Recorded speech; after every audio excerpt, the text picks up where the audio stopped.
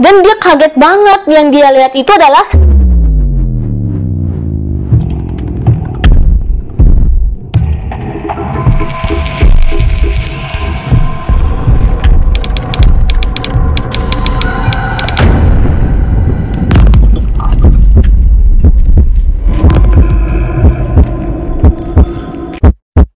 Hai teman-teman, kembali lagi di Kritis, kumpulan riwayat mistis. Perkenalkan, nama aku Sally, dan selamat datang bagi teman-teman yang baru pertama kali nonton Kritis.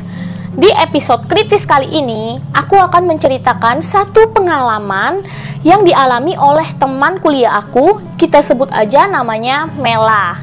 Nah, bagi teman-teman yang penasaran, kita langsung mulai aja ya ceritanya. Ya teman-teman, jadi si Mela ini merupakan anak perantauan dari luar Jakarta.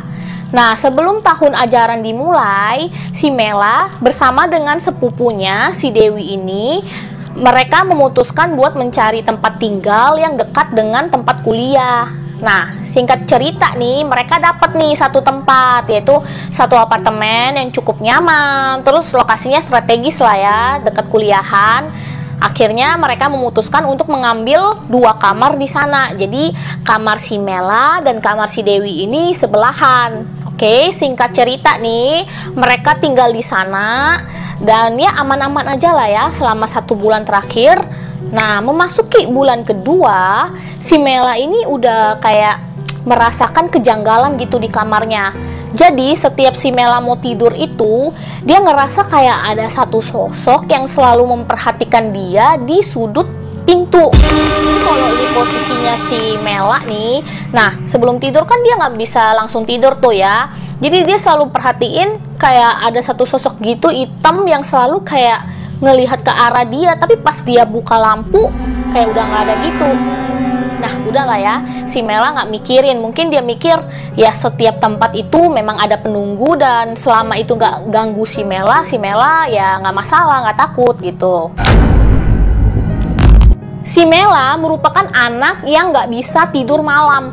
Jadi itu tidurnya cepet, jam 9, jam 10. Si Mela ini udah ngantuk lah ya, pokoknya tidur cepat. Beda dengan sepupunya si Dewi. Nah, kalau si Dewi ini anaknya lebih supel lah ya, lebih suka hangout sama teman-teman sampai malam. Dan memang nggak bisa tidurnya cepet. Jadi kebalikannya dari si Mela. Nah, mereka ini masing-masing punya kuncinya masing-masing kayak kunci cadangan gitu. Jadi si Mela pegang kunci cadangan kamarnya si Dewi pegang kunci cadangannya si Mela. Jadi kalau ada apa-apa ya masih ada kunci cadangan lah ya. Nah, singkat cerita nih, ada satu malam si Mela ini udah tertidur lah ya, udah tidur jam 10-an udah tidur. Terus tiba-tiba dia kebangun gara-gara ada suara pintu kamar dia diketuk. Nah, kebangun dong si Mela dan dia ngelihat jam, pada saat itu jamnya jam 11 malam. Nah, dia males banget kan, masih ngantuk. Baru dia mau berdiri, mau bukain pintu, tiba-tiba pintunya udah kayak ada yang buka dan masuklah si Dewi.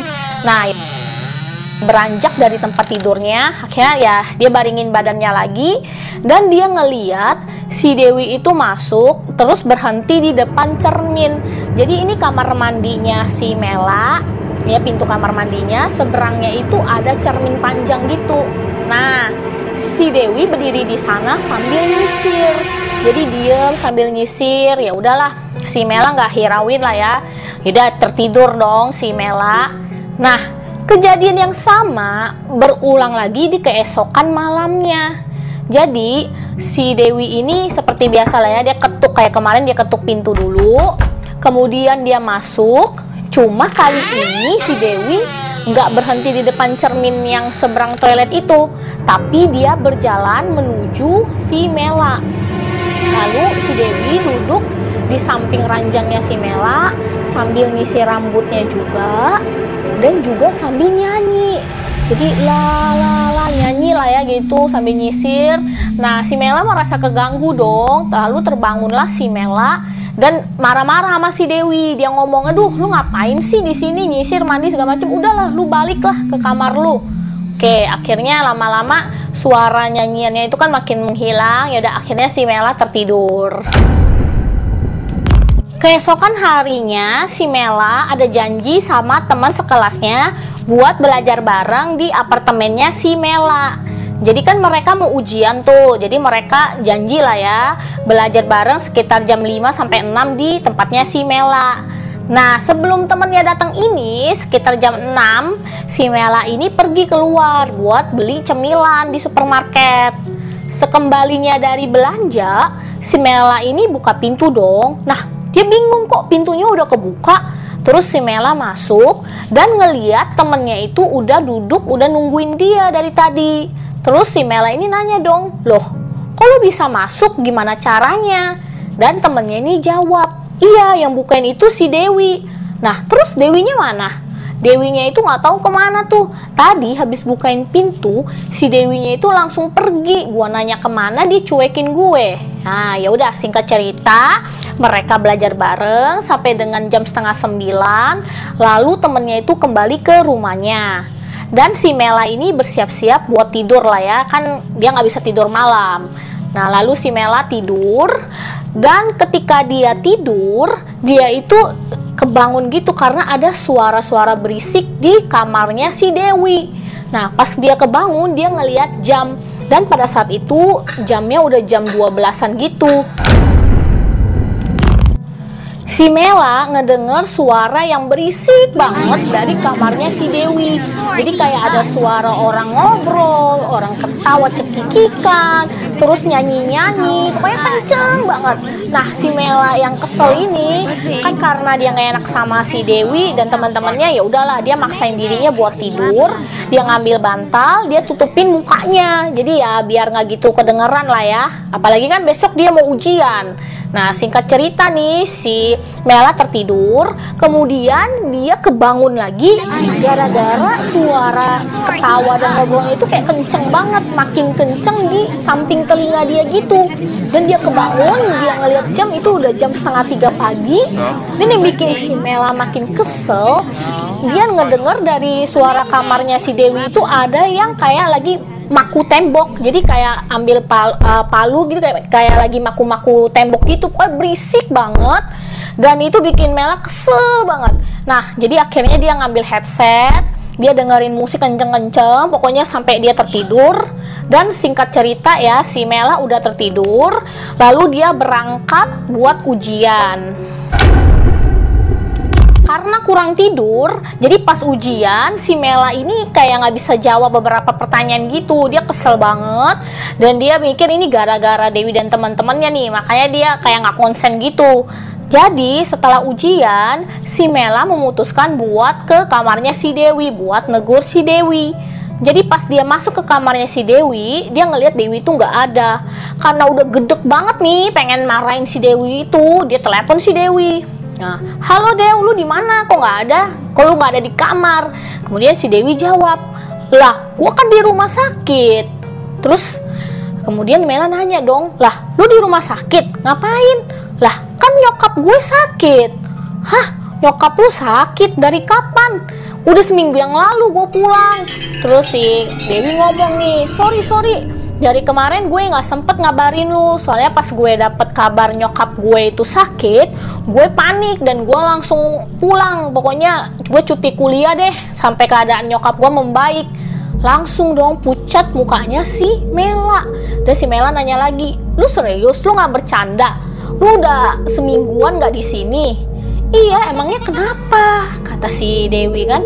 Terus si Mela nanya, lah bukannya kemarin lu lagi pesta, terus lu juga ke kamar gue nyisir segala macem, itu bukan lu? Emang bukan gua, di sini. Masa lu nggak percaya? Lu tanya aja sama nyokap lu juga tahu kok. Habis itu Mela kaget banget sampai nggak bisa berkata-kata, langsung dia matiin teleponnya dan dia cuma duduk di samping kasurnya terdiam gitu deh. Pokoknya kaget banget. Setelah menenangkan dirinya, pada malam harinya si Mela itu kalau tidur nggak mau matiin lampu. Jadi lampunya dia nyalain semuanya. Nah, pada waktu dia udah tertidur nih, Nah, tiba-tiba dia itu kebangun lagi gara-gara suara kayak tembok yang lagi diketok gitu lah, kayak kemarin lah ya, lagi ngetok pakai paku atau apa, pokoknya berisik banget. Dan si Mela ini kebangun karena suaranya itu bener-bener kenceng kan, kayak bener-bener di sebelah dia lah ya. Dia kebangun, terus dia ngelihat HP-nya pada saat itu pukul 2 subuh. Terus dia lihat ke arah suara itu berasal. Dan dia kaget banget, yang dia lihat itu adalah satu sosok perempuan rambutnya panjang yang lagi jedotin kepalanya di tembok berulang kali sampai berdarah. Dan pada saat si Mela ngelihat perempuan itu juga langsung ngelihat ke arahnya si Mela, sambil jidatnya semua keluar darah, pokoknya sampai ngucur gitu, dan sambil tersenyum ngelihat si Mela. Si Mela yang ngelihat itu nggak bisa ngomong, nggak bisa teriak, pokoknya takut banget, dan dia pingsan. Nah, pas dia pingsan, keesokan harinya dia bangun, dia langsung lari-lari ke bawah, dia cari itu penjaga apartemen, dia cari security, dia panik pokoknya, habis itu dia ceritain pengalaman dia. Nah, pada saat itulah mereka baru menceritakan kejadian yang terjadi di kamarnya si Mela.